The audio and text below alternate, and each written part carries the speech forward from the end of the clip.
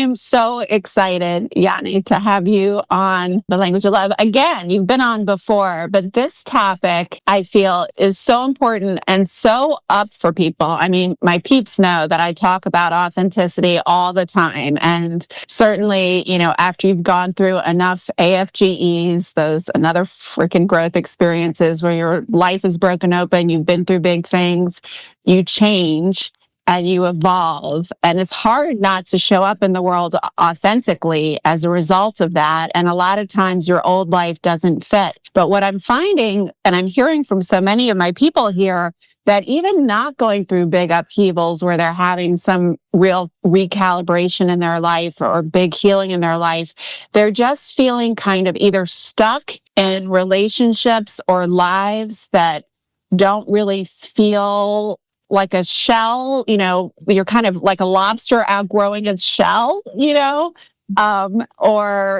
my life doesn't really fit. There are things going on that I'm not being fully honest. I don't know how to be honest about with my loved ones, with my partner, or I'm kind of stuck. I feel stuck.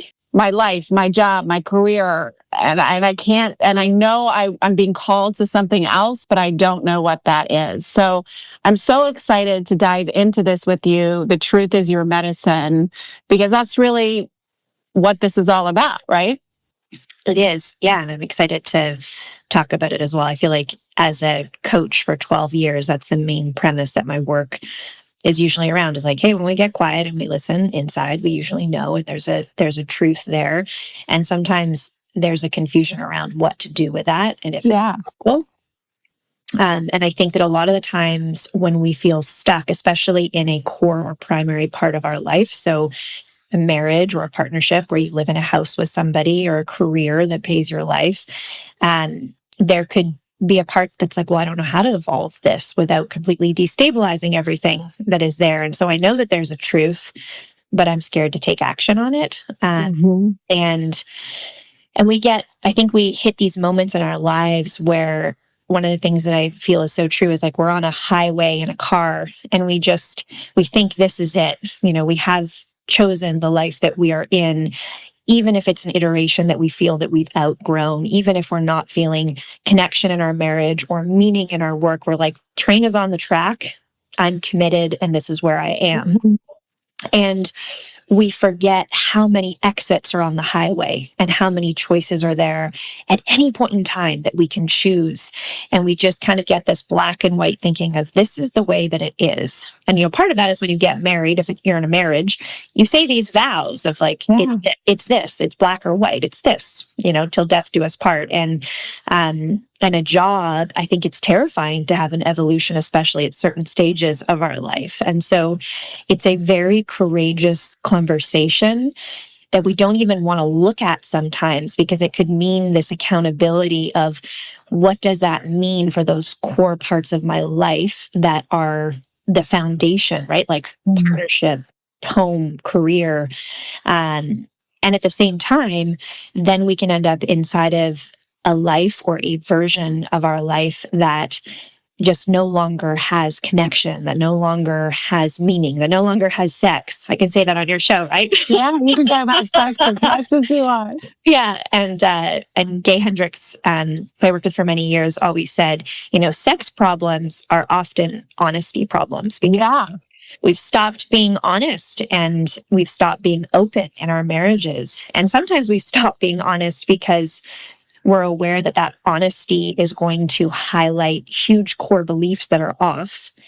And if we really have those honest, uncomfortable, sweaty conversations, it may mean that the writing will be on the wall that we have to leave. So we're like, I'm not even going to have the conversation to see the writing on the wall. I really like that we have a beach house in Santa Monica, and I'm going to keep playing house. Yeah. And I think that's a choice. And I was going to add, because I work with tons of people that are obviously struggling in this way, individuals and couples.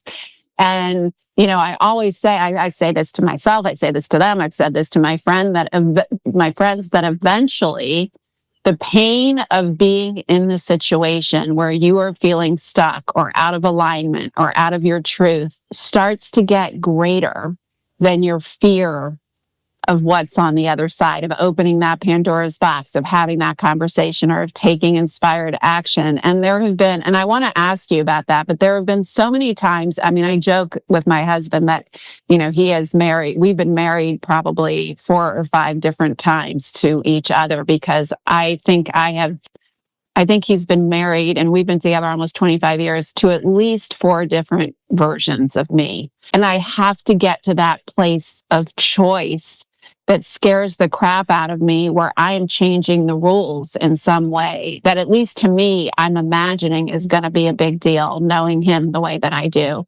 And I'm like, oh shit, this all, and I'm taking that leap of faith and ready, for whatever that's going to create, whatever Pandora's box that's going to open. And then he just keeps rising to the occasion, which I think is a big part of why we're still in alignment and still together. But it's scary as hell to do that, because a lot of times it's not so much that the relationship isn't working. I mean, yes, there are parts of it that aren't working, but you really care about this person. You love this person. You built a life with them. It's not like, yes, there are people who are just staying together for the house in Santa Monica Beach, but there are a lot of people, myself included, that there are so many beautiful aspects to our life, and so, cost benefit analysis, right? But then there are these things that are just feeling I've evolved and changed, or I'm realizing new aspects of myself, or something has gone on for me personally where I can no longer operate the same way I did before. And so I need things to change, and that's going to create upheaval. So it's not always black and white, and I'm just wondering, from your perspective, because I think this is the big question, even in looking at the truth, much less taking action from that truth. And like we were saying, opening up to look at the truth. What is the payoff? One payoff is that if you're in a lot of pain, obviously, you're going to have a lot more aliveness, peace, joy on the other side when you follow this path of truth. But what else? What's the reason, if you're scared to do this, what's the payoff? Yeah. Well, first I want to say, I love that your husband has risen to love the 32 flavors of Laura and then some. I always tell him, you will never be bored. I promise. You don't need, there's no need for that. I will always be changing. You'll always be in a relationship with different versions of Janne. But so I love that you've been able to have the courage to show that, and then be loved in all of those. I feel like if people do wedding vows, it should be, I commit to getting to know you for the rest of your life, and, loving and seeing if I can love, because this is an evolution, and, our smells change every 7 years. So why wouldn't we? Why wouldn't, our music, our clothes, our style? It's we're always shifting. So I wish we should have some more liberal vows. I agree. That. And, I mean, the payoff of turning towards our truth is, I don't know about you, but when I have the courage to have those really sweaty, uncomfortable conversations that I know could make or break, could be a friendship, could be a partnership. I feel like 2 things ultimately happen. And one is we become so much closer, and there's this newfound connection and this really ability to be seen by that person, which is what intimacy is, and strengthen the connection that is there. Or again, the writing's on the wall of, oh, dang, this might not work. And so there's a 50-50 reward risk there. And so I think that there's a quote I love from A Course in Miracles. I don't have any tattoos, but if I were to get a tattoo, I have this on a surfboard, I could put it on my body, is that nothing real can be threatened. And nothing unreal exists. I feel like the things that are true to the bones of our souls, we can't fuck it up. That if we are ourselves, if we have the conversation, and there is not a way forward, there's not a willingness, you turn over all of the pebbles and the rocks and you go to couples therapy, or you commit to figuring it out together. And if you really can't find a way forward, I don't think we ever have the ability to lose anything, because I think that the things that are meant for us at the core root of who we are, bringing our authenticity, bringing our truth, is just going to create stronger connection in those relationships. Yeah, I really believe that too. And it's something as a recovering codependent. I mean, I've been in recovery, I guess, since 2010, 9, something like that. But I started then this tradition, and my husband didn't even really know I was doing this. I didn't intentionally keep it from him. For some reason, I guess I never said it out loud without realizing it until he happened to be at a talk I was giving, and I mentioned it. And he was like, I had no idea you were doing this part of it. But he knew this part, that every morning I would give him a 30-second, we would give each other a 30-second heart-to-heart hug. We do that every single morning.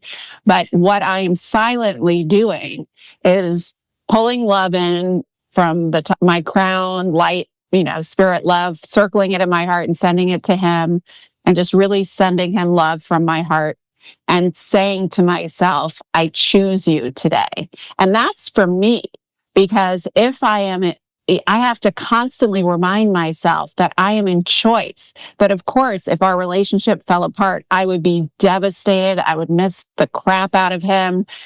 I would curl up into a ball for a while. But I know I would be okay, no matter what. I mean, I've had enough life experience of my world imploding to know that I can survive almost anything. But if I choose him consciously every day, then I'm in my power to get whatever needs, to stand for my truth, right? Because I feel like if you're not in choice in relationship, if you don't feel that that there is nothing that is truly meant for you that you can lose, and whatever you lose, you will survive because it wasn't meant for you, or it's just on that which is right is always unfolding, then it does create some space there to take those leaps, I think. Mm-hmm. There's also a timing with those words, that you can't just pop those words on somebody at certain moments in grief, because that wouldn't be a time either. Yes. Yeah. And I love what you just said. I don't want to name him from a confidentiality space, but there's an amazing musician I know who's toured with Taylor Swift, and very hot, very charming. And he toured all the time. And I had this stereotypical thing that I had a judgment that musicians often cheated on their partners. And I was saying, how do you tour and been in a relationship for so many years? And he said, every single morning I wake up and I choose her.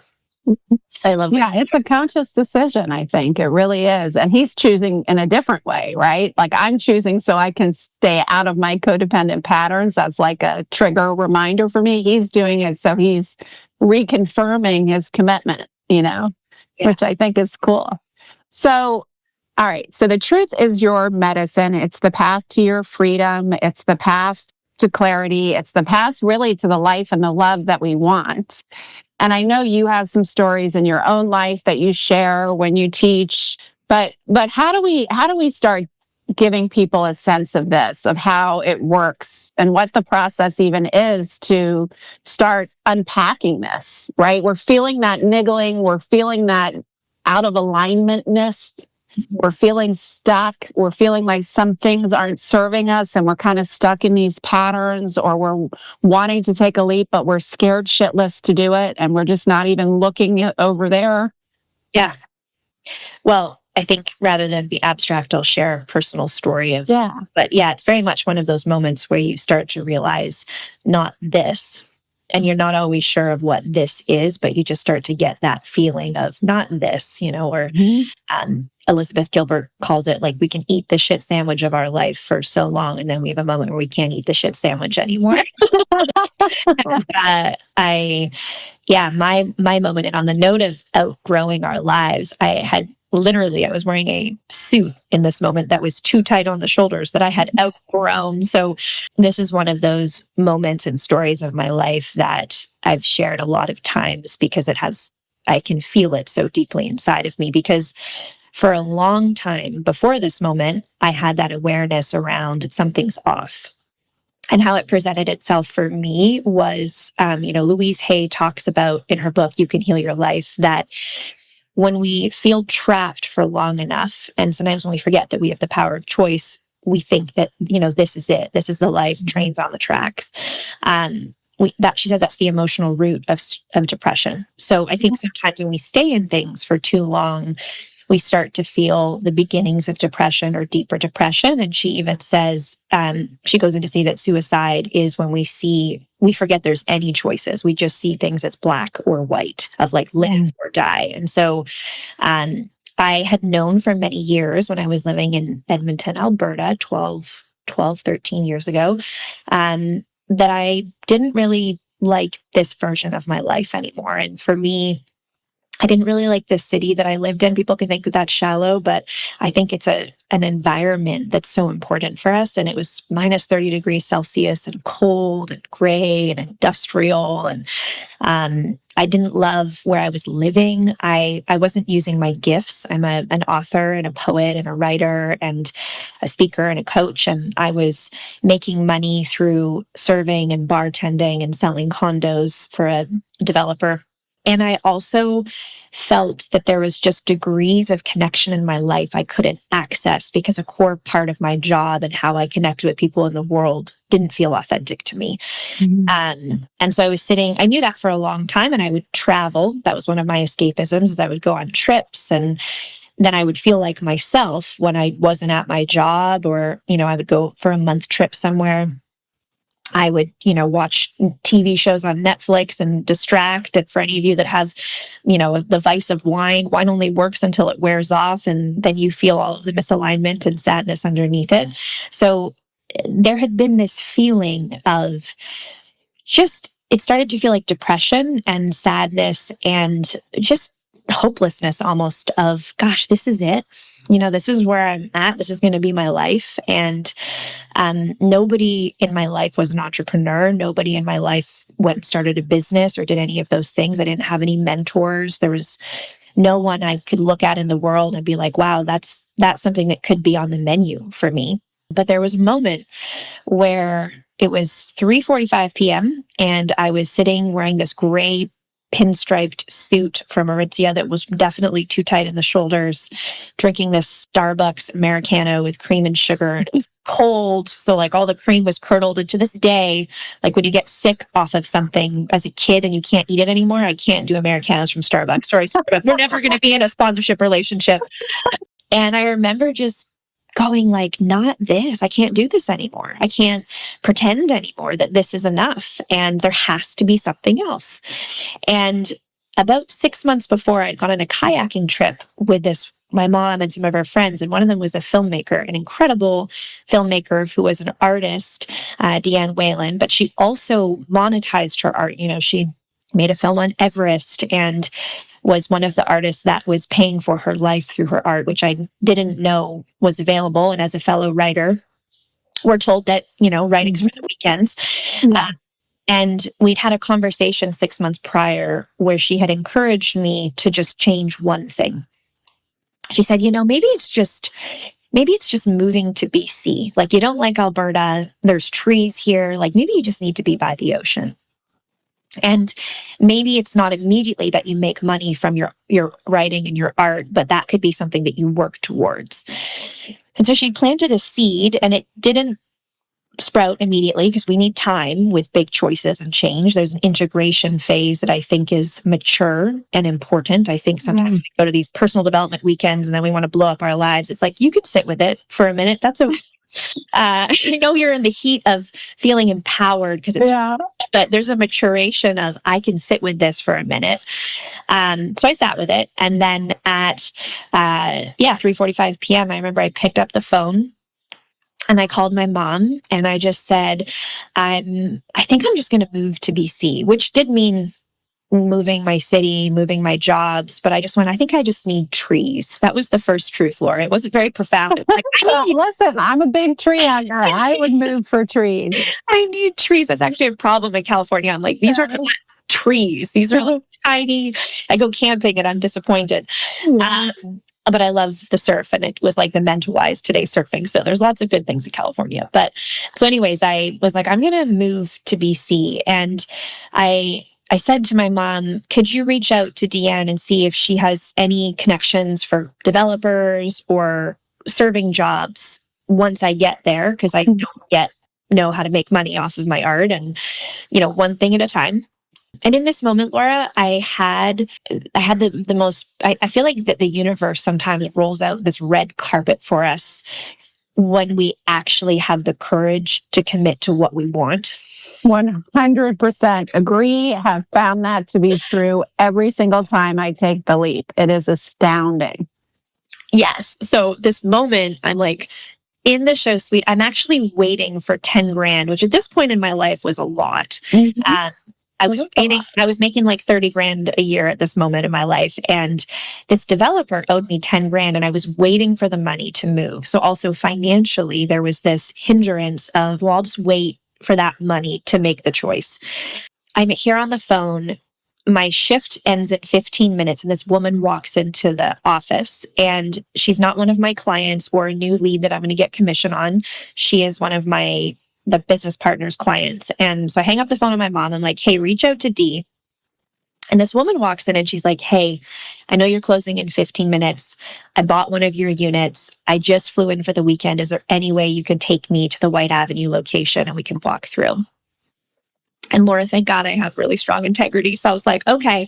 I was like, we'll do it. So we're walking in hard hats. I'm checked out of this entire life and definitely I'm like done, but I'm there in a hard hat because I have integrity, fierce integrity. And we're walking and I start to connect with her and she's sharing about how her father is sick. And so she is buying this unit to move back to take care of him. And as we're in this conversation, she says, I have this amazing cabin on the Sunshine Coast of BC and I don't know what to do with it. Oh my gosh. And I'm like, this is going to sound crazy, but as you walked in, I said I wanted to move to BC. And I said that she didn't tell me on the Sunshine Coast. I was like, where is it? Sunshine Coast is where Dee lived. And I'm like, whoa. And I was like, well, I'd love to see it.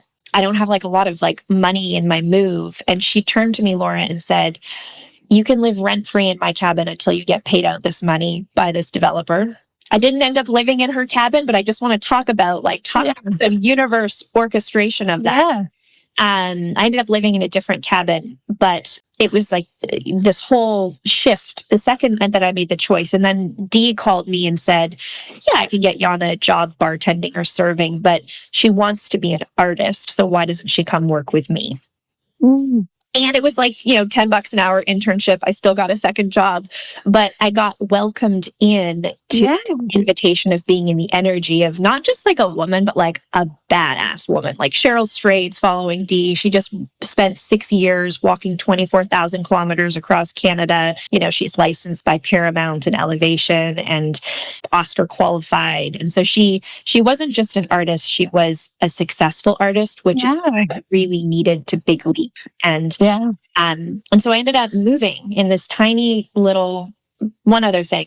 I got pregnant as I'm in my car, as I moved out of my house, going to live in this cabin, start my life over, got pregnant. I did have an abortion.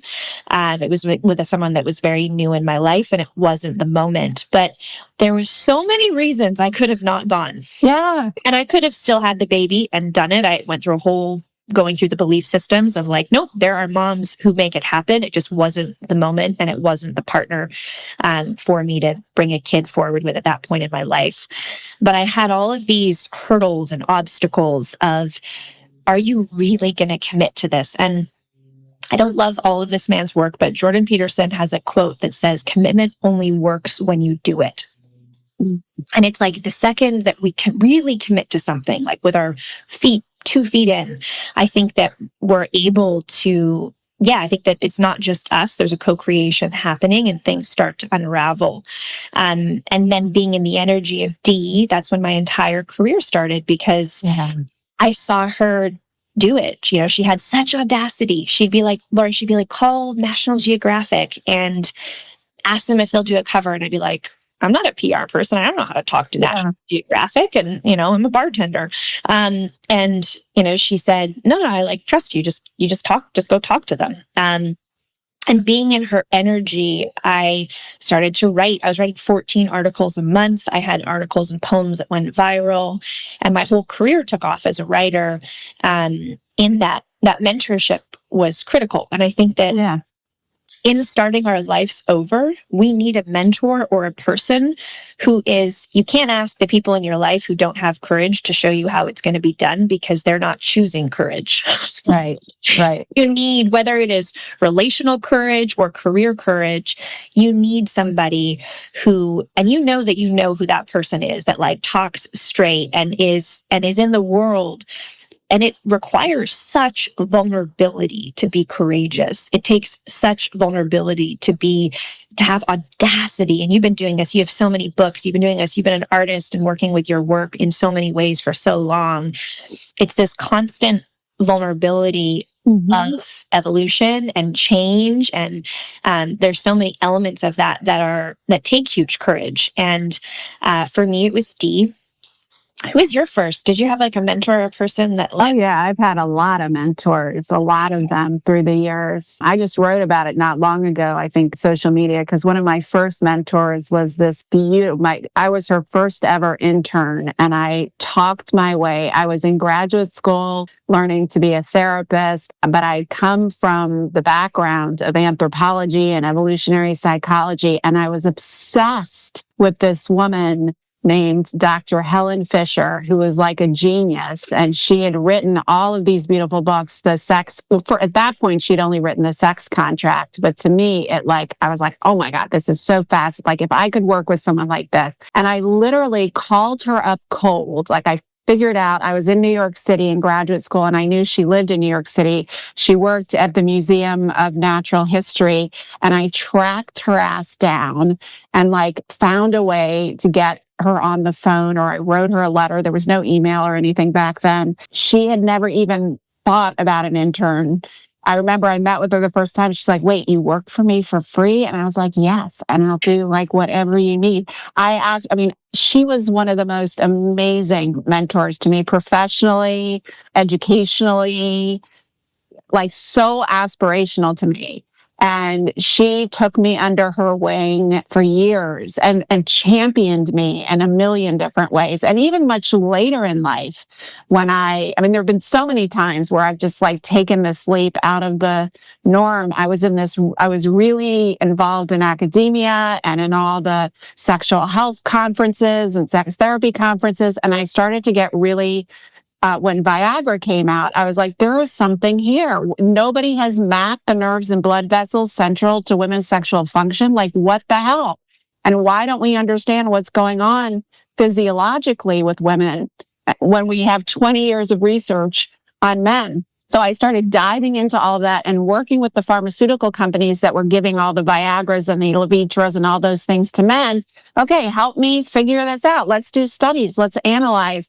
And my professional organizations felt so threatened by Viagra for some reason, because I think they mistakenly and quite frankly, stupidly felt like if there's a pill you can take for erections or for arousal, that will do away with therapy, which is so ridiculous to me. And it always was, because trying to if you don't like your partner or your body or your life, you can pump yourself full of blood flow and nothing's going to work.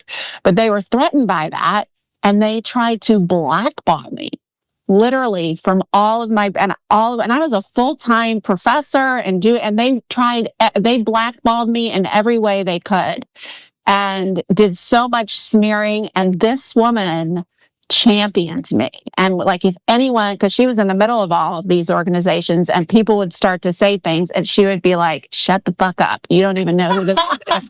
She would stand for me. I miss her so much. She just recently died from cancer, but she was an amazing champion. And I also really love, how this idea of how the universe really does. And I've found it time and time again, when I'm scared shitless to do something, I'm like, all right, I'm doing it. The red carpet will roll out in really unexpected ways. And you alluded to this, with the pregnancy and with other things, I find that there are tests. And people ask me about this a lot. Why am I being tested? I'm curious what you think. I feel like it's universe, spirit, whatever, calling on you to get really, really clear on how much you want this. How much do you really want this? How committed to this are you? Not in a way of let me see if you're worthy, but in a way of being of service to you, so you can be so clear that no matter what comes, you're doing this. But what do you think? What I love about this so much is I have a course, Your Truth is Your Medicine, and there's a module called Do You Really Want This? Which literally goes into exactly what you're saying, which is sometimes after we make that choice. And I'm also sorry to hear about her passing. I've heard her. I'm going to spend some time looking at her work. But yeah, I think that there can be, when I was younger, it would look like I'm going to go on a trip or I'm going to travel. And then you meet someone and you start to fall in love and you're like, and then that looks different at different iterations of our life. I don't know why our commitment gets tested. I had a completely different way of the universe not rolling out a huge red. So let's also be clear, we're not going to bypass the accountability that sometimes, like for instance, I have a visa and I'm a Canadian, but I live in California. And one of my first visas was denied. Was it denied or there was a request for more evidence? Either or, I had to leave the country and I was not happy because I was like, no, I want this. I'm very clear I want this. I want to live in Encinitas and live a block from the beach and surf with pelicans. Like, very much so, this is what I want. And we can almost feel this, what the hell, Yeah. And I ended up getting approved, getting a different visa, which ended up working. But it was that was a moment too, where you're like, wait, no, I really do want this. So I don't always think the universe rolls out a red carpet. And I think we can be tested in how much do you really want this? And I turned around and figured that visa out. And then I turned around and figured out a different visa once I had that visa, because I'm a very self-sustained woman that loves independence. And I loved that my publisher sponsored my visa, but then I wanted I want to sponsor myself. And so I'm on an O1 visa and I had an E1 before. And I had that micro and macro rejections. And, I'm not sure. Maybe it's just testing the commitment and how much we wanted. I think that, also it's important not to make everything mean something. Yeah. I like to make everything mean something. If you want it, know that you want it. And usually we can tell, we either feel relief or sadness and contraction in our bodies from a somatic space. So I remember getting the visa. No, it wasn't relief. It wasn't like, oh, that's what I wanted. It's like, no, there was a huge reaction in my body. So that was the truth of what I wanted. And I needed to go back out and make that happen. So also, it doesn't always mean something. Sometimes I think that our truth and how we feel, and it's really that feeling, what set me on my journey of creating this, starting over and having this entire new life. And I really could be living in Edmonton and all of these, living the same version if I wouldn't have made some of these choices. The choices got easier. Once you start to make the first couple, you start to kind of get in a rhythm of like, oh, I'm okay. And we have a huge capacity for change. Our nervous system doesn't always know that we'll be okay. And it's important to, actually, my therapist, Larry, sometimes I'll be like, I don't know. He's like, you're okay. And I'm like, am I? Is it okay? He'll be like, no, you're okay. You're always. So it's helpful to know that we have that capacity for change and we'll figure it out to a degree. Sometimes we also choose things and other times the universe, or we don't have to call it the universe. Sometimes we don't choose things. And another piece that was a story in my life that impacted me so much was that my mom was an airplane mechanic for 15, 20 years at WestJet. She's also like a shaman. She's this amazing woman, very full of duality. And she didn't like her job anymore because working in the trades as a woman is often full of sexism and racism and homophobia. And she just didn't like the environment. And she didn't quit because, again, sometimes when you're in a job, you're like, this is it. And, mechanic, it's a good job. One day had a tear in her carotid and a clot and almost had a stroke. And when she woke up in the ICU, the doctor said, you can't do your job anymore. And she's been forced to retire and leave that job. So sometimes we make a choice and sometimes we do not make a choice, and that happens. And then we have to deal with that. Say that there's absolutely grief and time that needs to be spent in processing those pieces of it. But either or, we need to know how to navigate new versions of our life or these different parts. And I really see it as the core parts of us. We have like our career, the city that we live in, our primary partnership, if we're in a relationship or a marriage. There's our friendships. It really just takes 3 to 5 people that light up when you walk into a room. As Gay said that to me once, and I really feel that. It's like, who are my core friends? Yeah. And then there's our family relationships, and there's our relationship with ourselves, which includes our vices and our managing and being aware of where we're numbing, or, like our self-care, our spiritual, mental, physical, emotional health, and how we care for ourselves. And I think those are an inventory of things that it's good to pay attention to, because often when we start to feel that depression, it's that feeling inside of, I'm feeling a little trapped, or I'm just not jumping out of bed with energy, excited to start my day. It's good to look at those parts of your life and go, is there a conversation that needs to be had? Is there a change or a choice that needs to be had? And often, and I'm sure that you give advice on relationships all the time, but I often say if there's a relational piece, you don't have to just go all out. You can choose to just have the conversation, commit to going all in. The like, hey, I don't know if I want to be here. And like, do you want to go to couples therapy for a certain time, and really commit to seeing if we go all in, if we can transform this marriage and this relationship to be there. And other people, the sweaty, uncomfortable conversation is they already know the truth. And for them, it's just, they got to pull the trigger. Yeah. Yeah. And I think there's also the space in between. I mean, one of the stories I've told before, and this was probably, 10 years ago, maybe more. There was really nothing wrong in my marriage. We were really busy. I was really busy professionally, and we had 3 young kids. But I was on this trip to New York, and there was a snowstorm that caused a huge delay, I think hours. And I was sitting next to this man who was really attractive, and we started talking, and I felt a little charge. And I was, harmlessly, in quotes, flirting with him, and he was flirting back, and we were just, joking back and forth. And we ended up eventually, after several hours of shooting the shit together, we get on the plane. And then by this point, as we've all experienced, oh, sorry, we've timed out our crew, so we can't take off. You're going to have to spend the night here. So we get off the plane, and he's waiting for me. He'd gotten off before me, and he says, hey, do you want to grab food? And I started to say yes. And then I was like, what the fuck are you doing? Like, this is really dangerous. And so I said, no, I can't. I'm going to go to my friend's house. And I went back to the friend that I'd been staying with, and I didn't do it, but I couldn't stop thinking about this guy, not because I wanted something different, but because of the charge I felt around it. And so I went home, and I remember I had just gotten a shower. I was in the bathroom, and my husband came in. And I remember being scared shitless. But I was like, you know what? I have something to tell you. I noticed that I was flirting with someone on the trip home, and I really liked it. And I felt a big charge around it. And what I've gotten clear on is I want more of that energy in my life. I want to flirt more. So I am going to take my 100%, because obviously I haven't been flirting with you either.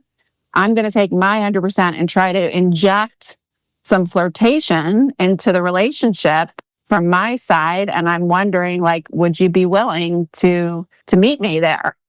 And he was like, yeah. And that was it. And then, and even just saying it, right? Just saying the truth and taking my 100% and, all of that, but just saying the truth removed that withhold. Once again, the truth is your medicine. I think not just because it helps you on the path of action and choice to create changes, but my husband and I talk about this all the time, that when we have these withholds in your relationship, these truths you aren't saying, they are like bricks, and sometimes lots of bricks, in a wall between you.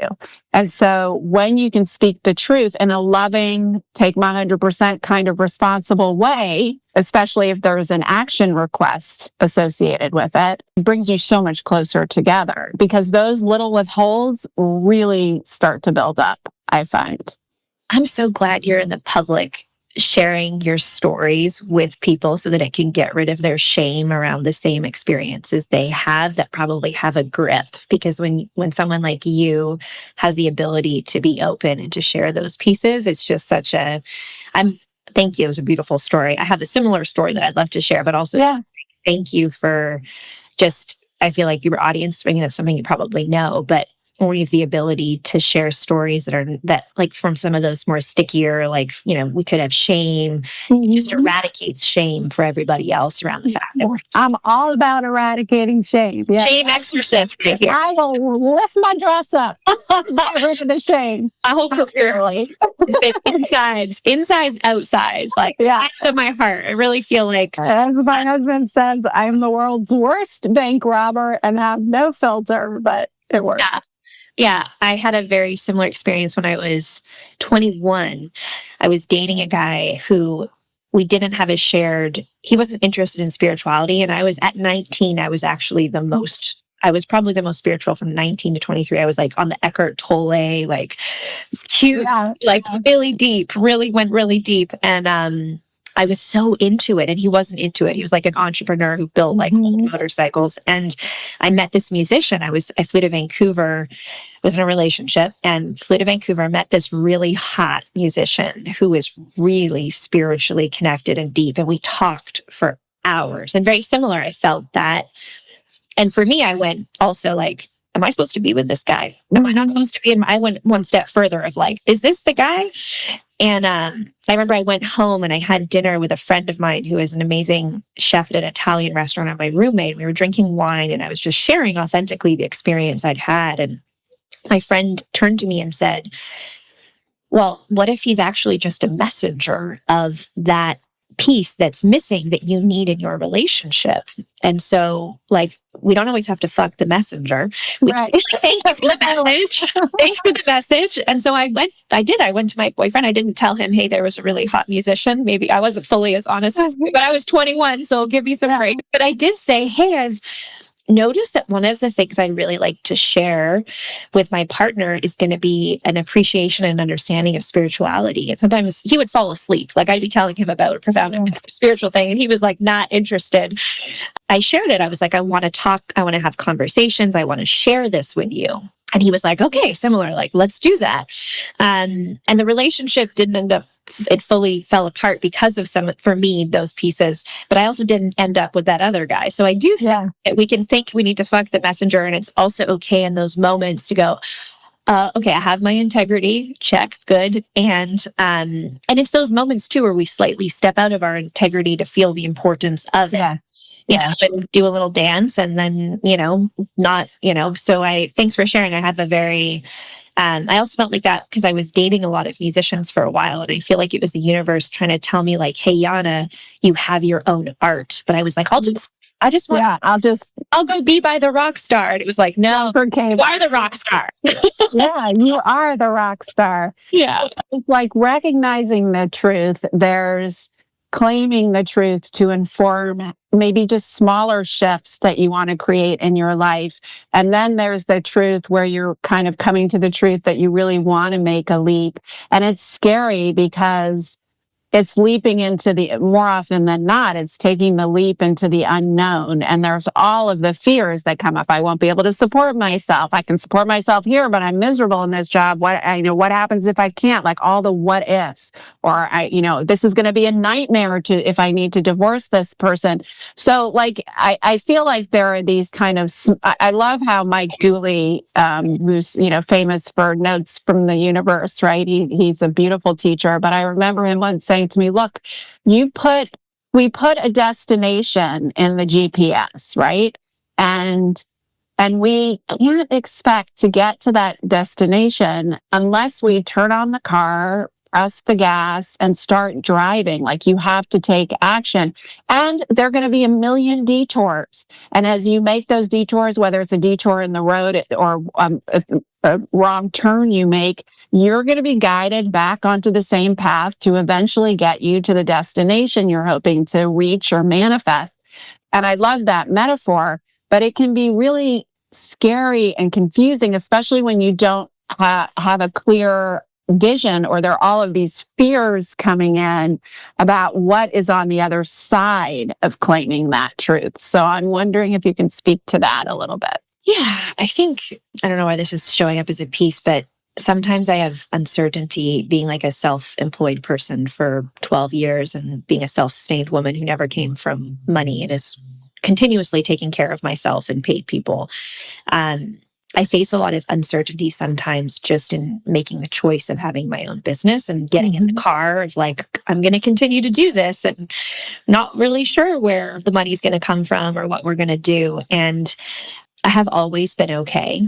Like, I think that even in the moments that the business like had some debt to it, which I openly talk about, I think it's important to talk about the success of I made $500,000 in 3 days and I've had 70K of debt, and the duality of our life also from a business and a financial is something that I try and be open with to get rid of the shame around those pieces. So I'm segueing a little bit into business right now, but I think that that's one of the core places that I experience that of sometimes you don't always know. So in the sense of going broad, I think that I've always figured it out and I've always been okay. Where so many of us are so afraid of, what if it all blows up and I go bankrupt or I go homeless? I'm like, do you have somebody that loves you? Because you're probably not going to be on the streets. And Susie Batiste, who's a good friend of mine, she's the founder of Poopery, and she's talked openly about this, has gone through several bankruptcies and his business is worth $400 million.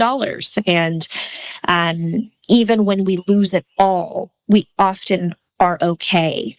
And we can say all is in our business, all is in our money, go through a divorce, lose everything. Also, I think that sometimes a person, our core primary attachment can be our all. And then we sometimes lose that, sometimes by choice, sometimes by death. Like we don't always choose how that happens.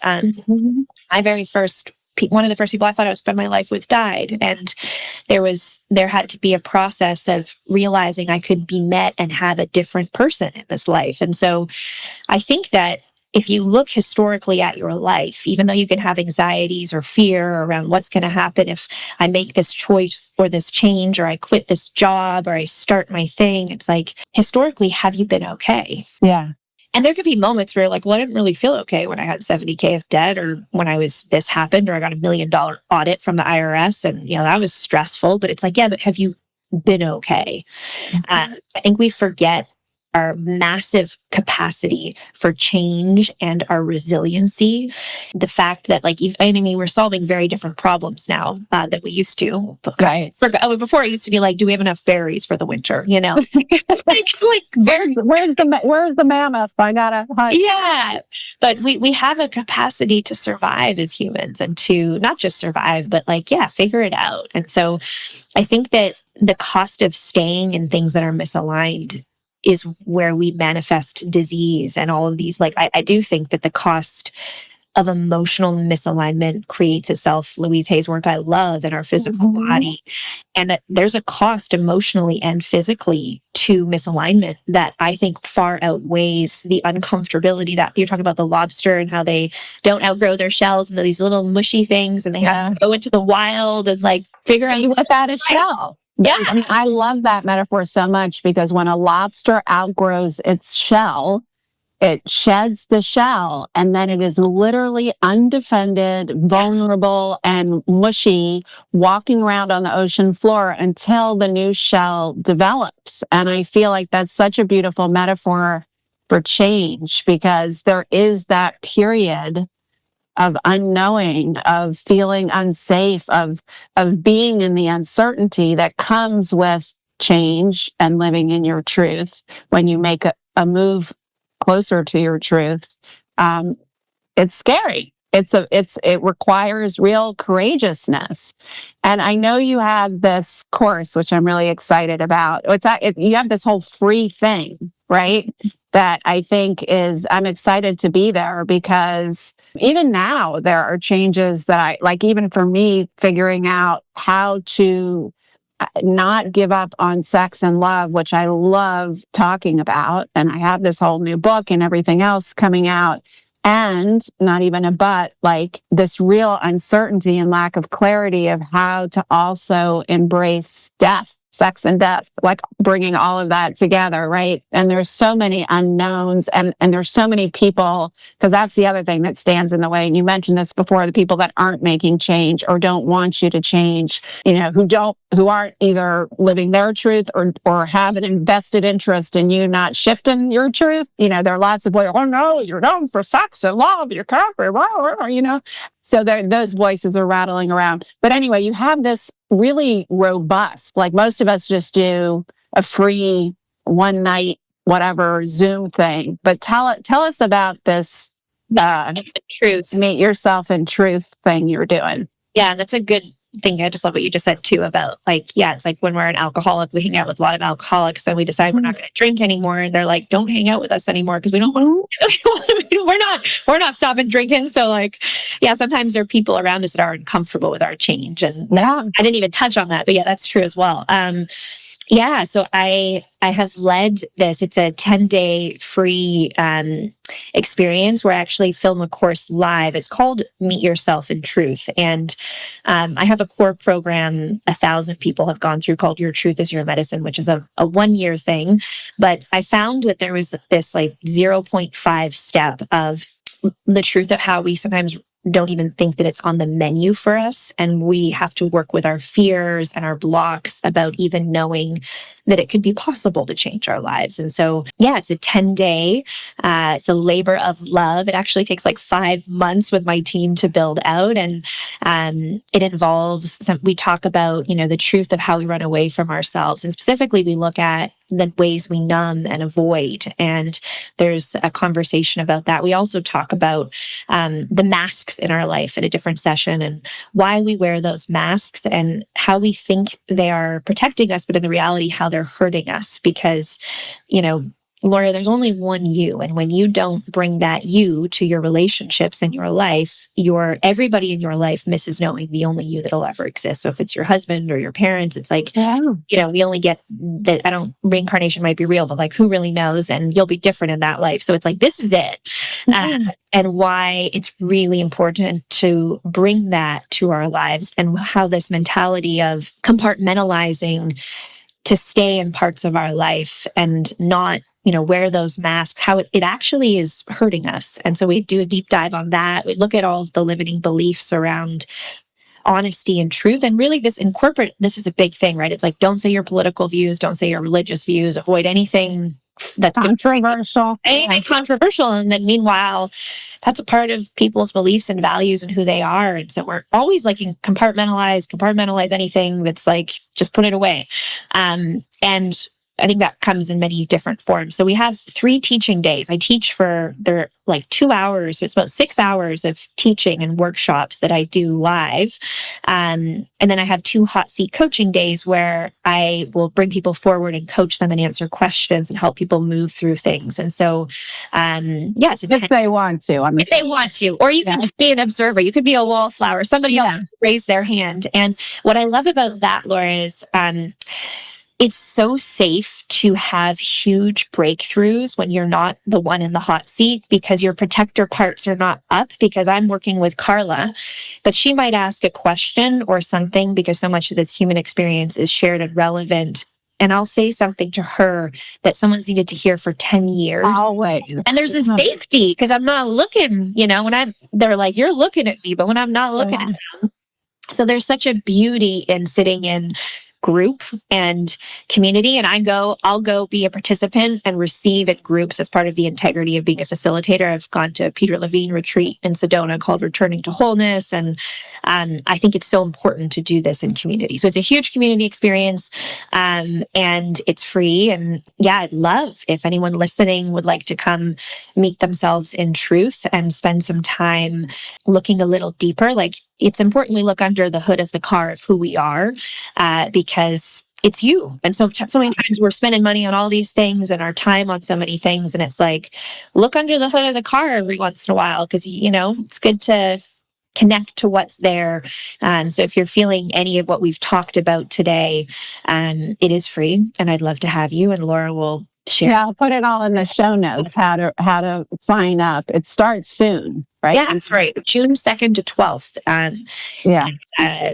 So very excited to have that. And what I think is cool about it is that there's obviously it's rich in content, but if you are feeling a little niggling around this, or maybe you already know there's a leap you want to make or a truth you need to speak or face, and you're not sure how to do that, or it's just kind of abstract right now and you can feel it around the edges of yourself, or you're feeling out of alignment, just doing this is going to get you clear and help maybe look at some of the blocks and get some clarity and maybe even some coaching, which is, I mean, she's amazing.